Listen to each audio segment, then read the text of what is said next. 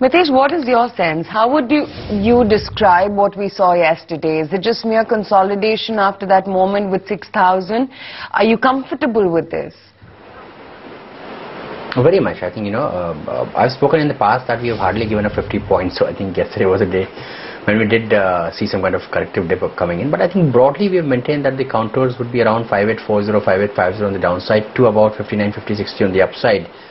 For the ongoing consolidation, there is a chance, and there is an outside chance that we might break below this 5840 range. But even then, I don't see a big breakdown or a trend reversal happening. It'll only be another % kind of cut which might happen, purely due to the fact that a lot of stocks have been overbought and have run very fast. So they are just kind of correcting on an intraday basis. Looks like more of a profit-setting kind of a book.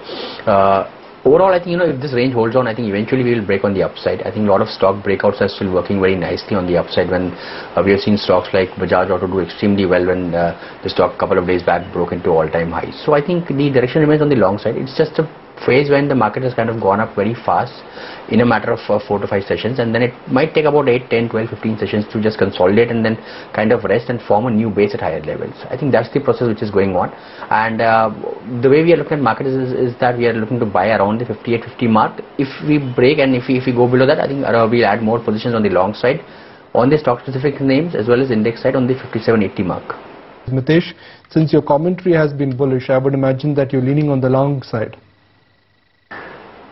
No, I've got few sell calls. We have been trying to balance the long position, which are slightly aggressive in nature, with some kind of minor short positions. DVs was one of them yesterday. I think today I've got a couple of sell calls on ABB, India Cement as well as L&T. I'll cover them one by one. So sell ABB with a stop at 724 for a target of 660. India Cement, this entire cement pack is kind of underperforming and not really participating on the market rallies. I think there's a bearish pattern forming over there, and this one can be sold with a stop at 89.5 for a target of 82.5. Tata Motors, of course, has been a buy call, very strong breakout yesterday, good price volume action. Can be bought with a stop below 282 for a target of 299, possibly even 305 could be tested in a short time. Jindal Steel also remains on the buy side with a stop at 412 for a target of 440 on the upside, while L&T is a sell below 1620 with a stop at 1657 for a corrective target of 1550.